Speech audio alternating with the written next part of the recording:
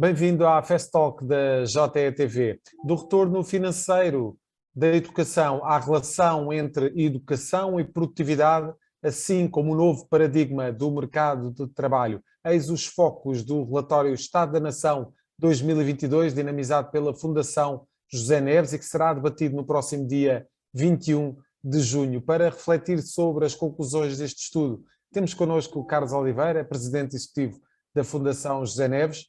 Carlos Oliveira, muito obrigado por estar connosco nesta conversa. Mais um ano, mais um relatório, mais um medir de pulso àquilo que é a relação entre educação, produtividade, mercado de trabalho, todas estas áreas estão interligadas. Gostaria que começasse por falar do ponto que mais vos impressionou relativamente ao relatório que vai ser revelado agora no dia 21.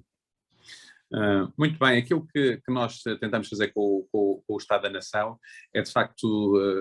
percebermos como é que o pulso do país está a evoluir relativamente a estas temáticas da educação, do emprego e das competências que estão intimamente relacionadas. Como disse, nós este ano tentamos também focar-nos em duas áreas, apesar de cobrirmos outras, mas há aqui duas áreas mais importantes. Uma são os retornos financeiros da educação,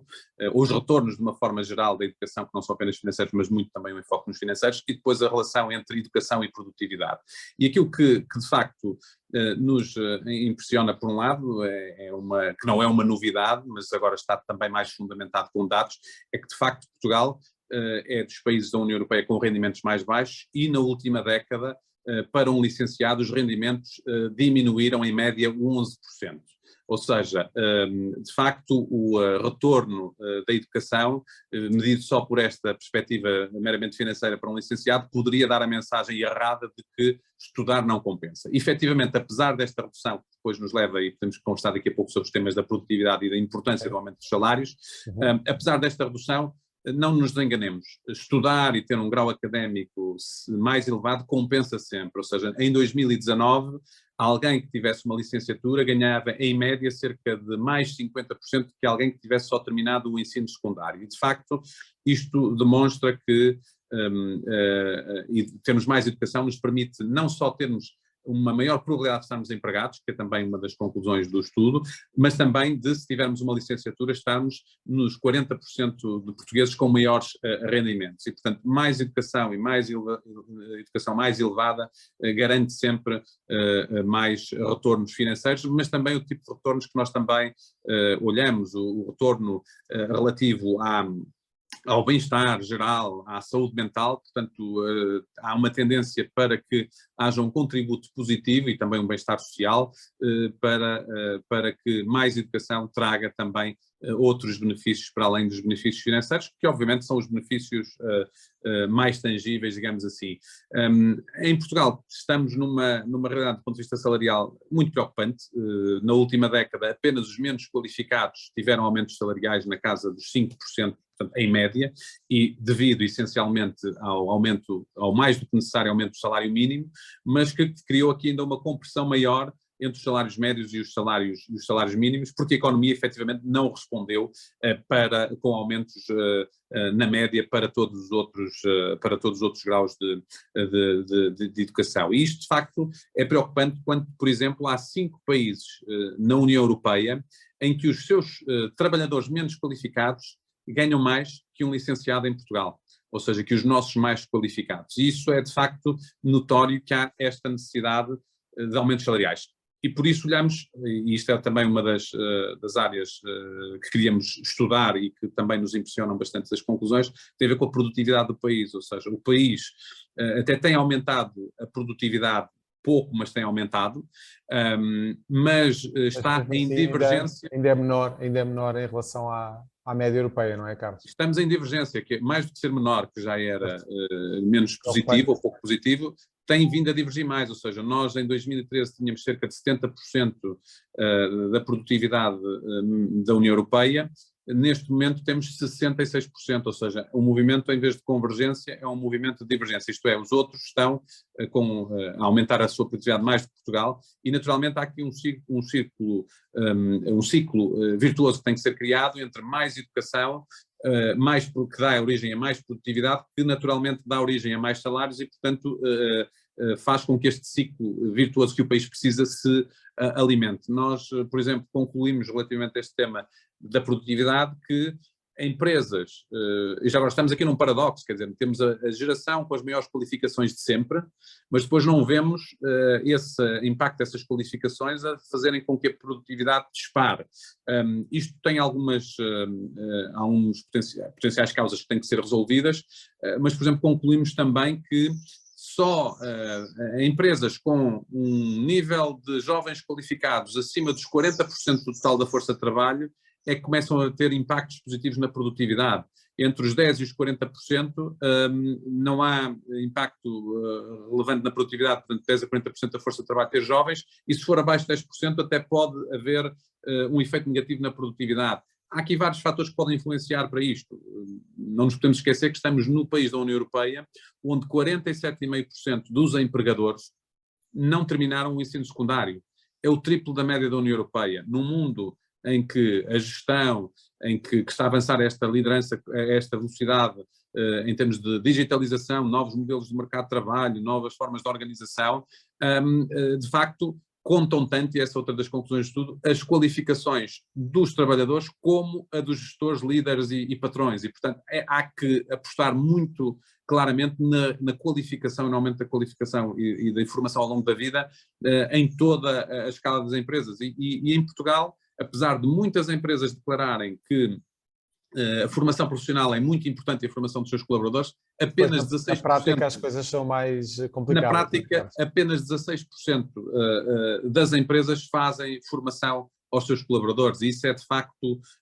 também parte deste problema. O que tem acontecido, provavelmente, relativamente a este não impacto das qualificações, de uma forma mais forte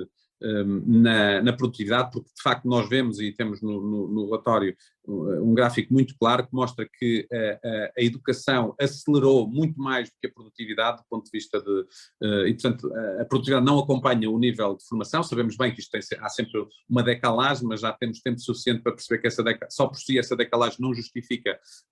a não aceleração da produtividade. Há muito provavelmente criação de emprego que está a ser feita em setores que são pouco competitivos e pouco produtivos e, portanto, estas pessoas mais qualificadas não conseguem aportar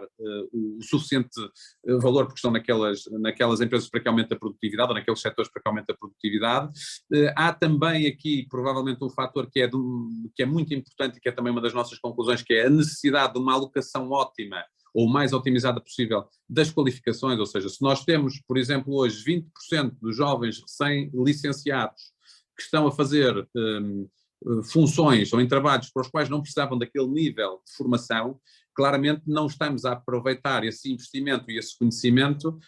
para ajudar a aumentar a produtividade e logo também os salários. Portanto, há aqui muitas potenciais causas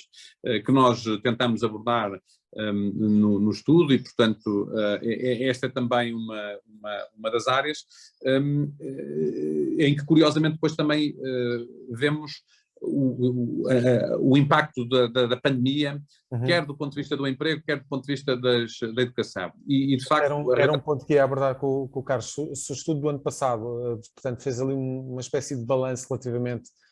à última década. Neste ano, no relatório deste ano, já procuraram estudar os efeitos da pandemia precisamente no mercado de trabalho e também ao nível daquilo que é o impacto na educação. E esse é, de facto, um fator importantíssimo. Sem dúvida. Nós, no ano passado, tínhamos, com os poucos dados que havia, já feito uma pequena primeira projeção do impacto da Covid no emprego, em particular dos jovens e dos menos jovens,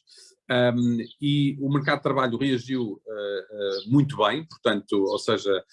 ao contrário da educação, que já lá irei, mas no mercado de trabalho houve uma recuperação e no final de 2021 já havia uma recuperação do emprego nos adultos, mas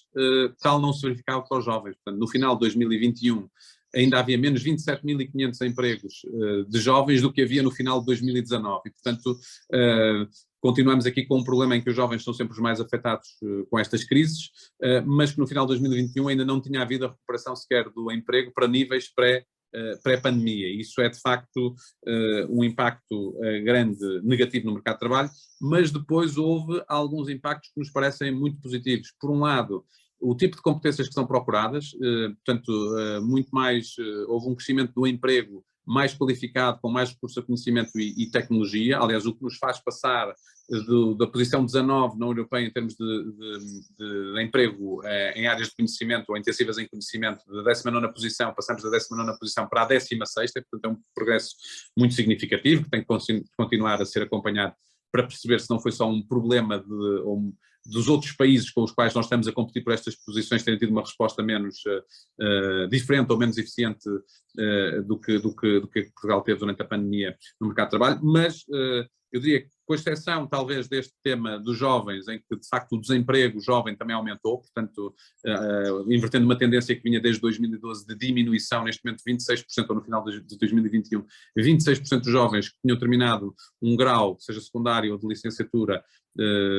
ou de mestrado, nos últimos 3 anos, 26% estavam sem emprego e, portanto, mais uma vez isto liga-se tudo, quer dizer, se temos estas pessoas qualificadas que depois não estão no mercado de trabalho, ou algumas das que estão com empregos para os quais não precisavam daquele tipo de competências, naturalmente temos aqui um desfazamento e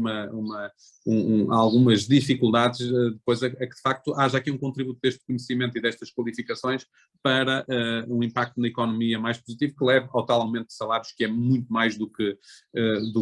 necessário. Portanto, no mercado de trabalho vimos que efetivamente há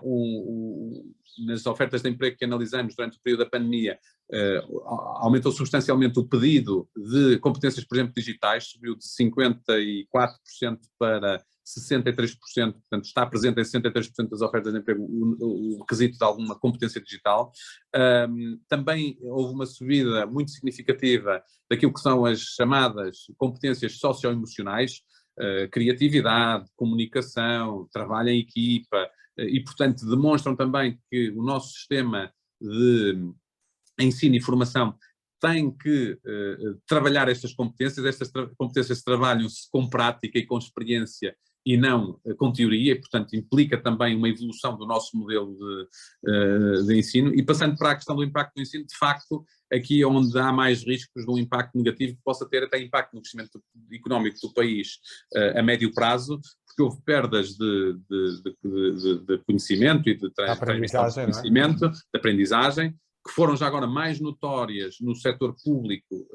no ensino público, do que no ensino privado, seja porque no ensino privado havia mais alunos com acesso a tecnologias digitais, seja porque também houve uma resposta mais eficiente do ponto de vista de menor número de horas de lecionação perdidas e de metodologias que, apesar do grande esforço que foi feito por professores em particular e por escolas para tentarem colmatar estas falhas, no setor, no ensino público, continua a ser,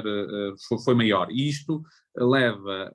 por um lado, a riscos para estes indivíduos, para estes alunos, com esta perda de aprendizagens e de conhecimentos, se não houver uma forma deles as recuperarem, e que não poderá ser, provavelmente, com os mecanismos que estão em vigor, terá que ser com formas mais inovadoras e mais criativas, porque, portanto, pode-lhes dificultar o acesso ao mercado de trabalho quando chegar a essa fase, e se for num volume agregado em que não haja recuperação destes conhecimentos até eles entrarem no mercado de trabalho, pode inclusive pôr uma pressão grande sobre o crescimento económico do país quando estes alunos chegarem ao mercado de trabalho. Portanto, é preciso aqui soluções também, e portanto, nesta dualidade de análise do Covid, mercado de trabalho e educação, a preocupação vai muito mais para a educação e para os impactos da educação do que para o mercado de trabalho, com exceção do emprego também jovem, que ainda não recuperou ou que não tinha recuperado no final de 2021. Muito bem. Carlos, muito obrigado pela presença nesta Fast Talk. O evento da Fundação José Neves está marcado para o próximo dia 21 de junho. Estes e outros pontos serão discutidos, debatidos nesse evento. Toda a sorte para essa discussão e para esse debate que é tão importante para o crescimento do país. Carlos Oliveira, mais uma vez, muito obrigado pela presença nesta Fast Talk. Acompanhe estes e outros temas em JETV e em jornaleconómico.pt. Até à próxima.